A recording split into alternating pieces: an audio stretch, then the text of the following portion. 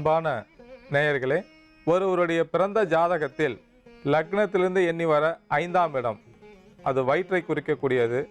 அதாவது அந்த பாவகம் வயிற்று பகுதியை குறிக்கக்கூடியது.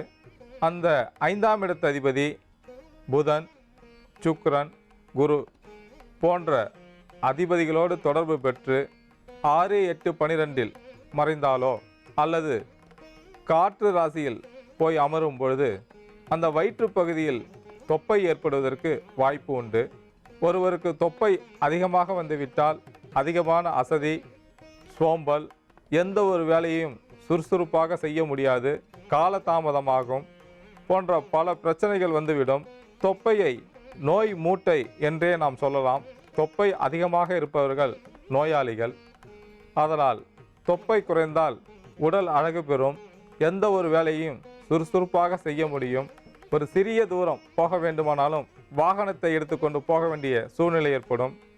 தொப்பை படிப்படியாக குறைவதற்கு இந்த புதன், சுக்கிரன் இந்த கிரகங்களுக்கு தீபங்களை ஏற்றி வழிபாடு செய்யும் பொழுது உடலிலே சேர்ந்துள்ள அதிகப்படியான கொழுப்பு படிப்படியாக குறைந்துவிடும். சுக்கிரன் சுவைக்கு அதிபதி. எந்த ஒரு உணவையும் அதிகமாக ரசித்து ருசித்து சாப்பிடக்கூடிய அமைப்பு அதிகமாக இருந்தால் அந்த ஜாதகர் எப்பொழுதும் நிறைய சாப்பிட்டு கொண்டே இருப்பார். அதனால தான் இந்த புதன், குரு, சுக்கிரன் போன்ற கிரகங்கள் சேரும்போது அதிகமாக சாப்பிட்டு உடல் உழைப்பு இல்லாமல் ஒரே இடத்தில் அமர்ந்து கொண்டிருக்கும் போது வயிற்று பகுதியில் தொப்பை பெரியதாக இருக்கும். அதை போக்குவதற்கு புதனுக்குரிய வஸ்திரம் பச்சை நிற வஸ்திரம். அந்த வஸ்திரத்தை சிறிய துண்டாக எடுத்துக்கொள்ள வேண்டும். அவருக்குரிய தானியம் பச்சை பயிறு. அந்த பச்சை பயிறு சிறு மூட்டையாக முடிந்து கொள்ள வேண்டும். குருவுக்குரிய வஸ்திரம் மஞ்சள் நிறம். அந்த வஸ்திரத்தை சிறிய துண்டாக எடுத்துக்கொள்ள வேண்டும். அவருக்குரிய தானியம் மூக்கடலை. அந்த மூக்கடையில் 3 மட்டும் எடுத்துக்கொண்டு சிறு மூட்டையாக முடிந்து கொள்ள வேண்டும். சுக்கிரனுக்குரிய வஸ்திரம் வெண்மை நிறம். அதை சிறிய துண்டாக எடுத்துக்கொண்டு சுக்கிரனுக்குரிய தானியம் மொச்சையாகும். அந்த மொச்சையை வெள்ளை நிற துணியில் சிறு மூட்டையாக முடிந்து கொள்ள வேண்டும். இந்த தீபங்களை நெய்யில் நன்றாக ஊற வைத்து வெள்ளிக்கிழமை காலை வேளையில் நவகிரக சந்நிதியில் இந்த கிரகங்களுக்கு தீபமேற்றி வழிபாடு செய்ய வேண்டும். குறிப்பாக பூர நட்சத்திரத்து அன்று அதிக கொழுப்பு சத்து உடலில் உள்ளவர்கள், அதாவது கெட்ட கொழுப்பு சத்தை உடையவர்கள், பூர நட்சத்திரத்து அன்று சுக்கிர பகவானுக்கு புளியோதரை பிரசாதம் செய்து அர்ச்சனை செய்து அந்த கோயிலுக்கு வரக்கூடிய பக்தர்களுக்கு விநியோகிக்கும் போது படிப்படியாக அவர் உடலில் உள்ள கொழுப்பு சத்தானது படிப்படியாக குறைந்து ஒரு நல்ல ஆரோக்கியமான உடல்நிலையை பெறுவதற்கு இந்த பரிகாரம் உதவியாக இருக்கும். இன்றைய பாரம்பரிய நிகழ்ச்சியில் வயிற்று பகுதியில் ஏற்படக்கூடிய அதிக தொப்பையை குறைப்பதற்கு எந்தெந்த பொருட்களை கொண்டு ஒரு மருந்து தயார் செய்து உடலிலே அதிகப்படியாக உள்ள கொழுப்பை குறைக்கவும் தொப்பையை குறைக்கவும் இந்த மருந்து எந்த அளவுக்கு பயனுள்ளதாக இருக்கும் என்பதை பற்றி பார்த்தோம். அது மட்டுமல்லாமல் எந்தெந்த கிரகங்கள் பாதிக்கப்படும் போது உடலில் கொழுப்பு சத்து அதிகமாகும், தொப்பை அதிகமாக இருக்கும், அந்த கிரகங்களுக்கு பரிகாரம் செய்வதன் மூலம் உடலிலே அதிகமாக உள்ள கொழுப்பு குறையும், தொப்பை குறையும் என்பதை பற்றி பார்த்தோம். மீண்டும் மற்றொரு நிகழ்ச்சியில் சந்திப்போம். நன்றி, வணக்கம். கைகாலில் ஏற்பட்டுள்ள பித்த வெடிப்பை போக்குவதற்கு நம் பாரம்பரிய மருத்துவத்தில் எந்தெந்த பொருட்களை கொண்டு சரி செய்து கொள்ளலாம் என்பதை பார்த்தோம். இந்த பொருட்களை கொண்டு ஒரு தைலம் தயார் செய்ய போகின்றோம். அந்த பித்த வெடிப்பை போக்குவதற்கு தேவையான பொருட்கள் மாசிக்காய், கடுக்காய், மஞ்சள்தூள், அம்மான் பச்சரிசி இலை, விளக்கெண்ணெய். இந்த பொருட்களை கொண்டு எப்படி ஒரு தைலம் தயார் செய்வது என்பதை பற்றி பார்க்க போகிறோம். மாசிக்காய் எண்ணிக்கையில் 1, கடுக்காய் எண்ணிக்கையில் 1. அதாவது கடுக்காய் தோலை மட்டும் எடுத்துக்கொள்ள வேண்டும். மாசிக்காய், கடுக்காய் இரண்டையும் நன்றாக தூள் செய்து எடுத்து வைத்து கொள்ள வேண்டும். அதற்கடுத்ததாக அம்மான் பச்சரிசி இலையை ஒரு பிடி எடுத்து நன்றாக அரைத்து சாறு எடுத்துக்கொள்ள வேண்டும். இப்பொழுது 50 மில்லி விளக்கெண்ணெயை ஒரு பாத்திரத்தில் எடுத்துக்கொள்ள வேண்டும். அந்த விளக்கெண்ணெயை லேசாக சூடேற்ற வேண்டும்.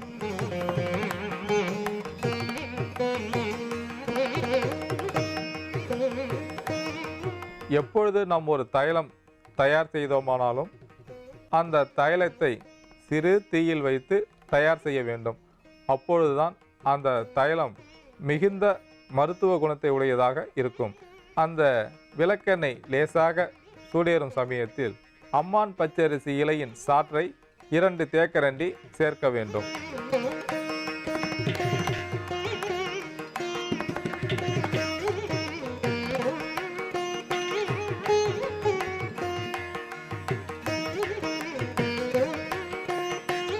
அதற்கடுத்ததாக மாசிக்காய், கடுக்காய் இடித்து வைத்துள்ள பொடியை சிறிது சிறிதாக கொதிக்கும் எண்ணெயில் சேர்க்க வேண்டும்.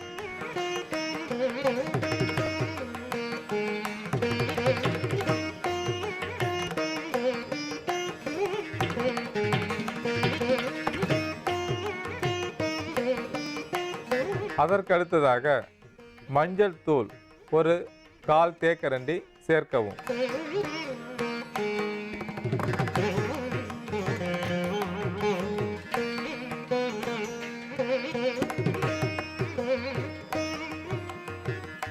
தைலம் தயார் செய்யும் பொழுது நாம் சேர்த்துள்ள பொருட்களில் ஈரம் இருக்கும்போது சலசலப்பு வரும்.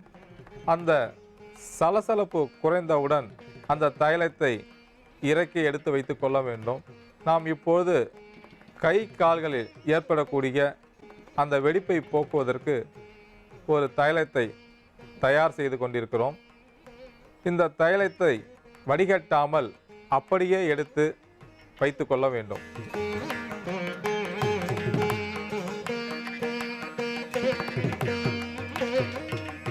சில தைலங்களை வடிகட்டாமல் எடுத்து வைத்து கொள்ளும் பொழுது நாம் சேர்த்துள்ள பொருட்களின் சத்தானது அந்த எண்ணெயில் நன்றாக ஊறும். அப்பொழுது அந்த தைலத்தை நாம் பயன்படுத்தும் போது விரைவாக நோய் குணமாகும். உள்ளங்கை, உள்ளங்காலில் வெடிப்பு உள்ளவர்கள் இந்த தைலத்தை இரவில் படுக்க போகும் முன் அந்த வெடிப்புள்ள பகுதியில் லேசாக தேய்த்து வரும்பொழுது படிப்படியாக அந்த வெடிப்பிலே இருக்கக்கூடிய கிருமிகள் வெளியேறி தோல் பகுதி மூடி ஒரு அழகான தோல் அமைப்பை பெற முடியும். குறிப்பாக உள்ளங்கை, உள்ளங்காலில் வெடிப்பு உள்ளவர்கள் குளித்தவுடன் அந்த வெடிப்புகளில் இருக்கக்கூடிய ஈரத்தை நன்றாக துணியால் துடைத்து விட வேண்டும். அப்பொழுதுதான் அங்கே கிருமிகளின் தாக்கம் குறையும். அந்த வெடிப்புகளில் இருக்கக்கூடிய கிருமி இந்த நீரும் சேரும் பொழுது சீழ்பிடித்து கொள்ள வாய்ப்புண்டு என்பதால் அதை உடனடியாக ஈரம் இல்லாமல் துடைத்து விட வேண்டும். காலையில் குளித்தவுடன் இந்த தைலத்தை லேசாக பூசி சிறிது கழுவி விட்டு அதற்கப்புறம் அன்றாட வேலைகளை பார்க்கலாம். உள்ளங்கை, உள்ளங்காலில் வெடிப்பு வருவதற்கு உடலிலே நீர் பற்றாக்குறை, அதிக பித்தம் போன்ற காரணங்களால் வெடிப்பு வர வாய்ப்புண்டு. அவ்வாறு வரும் வெடிப்பை இந்த தைலத்தை பயன்படுத்தி சரி செய்து கொள்ள முடியும்.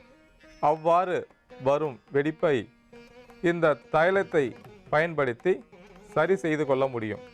ஒருவருடைய பிறந்த ஜாதகத்தில் லக்னத்திலிருந்து எண்ணி வர 3ஆம் இடம் அந்த உள்ளங்கை குறிக்கக்கூடியது.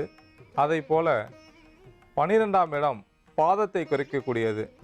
இந்த 3ஆம் இடத்து அதிபதியும் 12ஆம் இடத்து அதிபதியும் சனி, செவ்வாய் போன்ற கிரகங்களால் பார்க்கப்பட்டாலோ அல்லது சனி, செவ்வாய் போன்ற கிரகங்களோடு சேர்ந்திருந்தாலோ அவர்களுக்கு உள்ளங்கை, உள்ளங்காலில் வெடிப்பு ஏற்படுவதற்கு வாய்ப்பு உண்டு.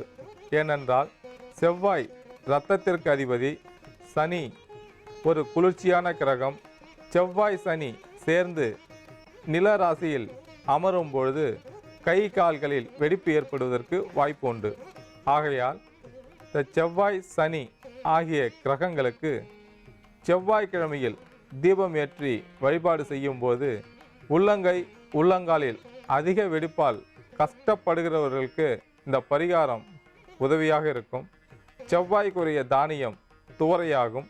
அவருக்கு உரிய வஸ்திரம் சிவப்பு நிறம். இந்த சிவப்பு நிற வஸ்திரத்தில்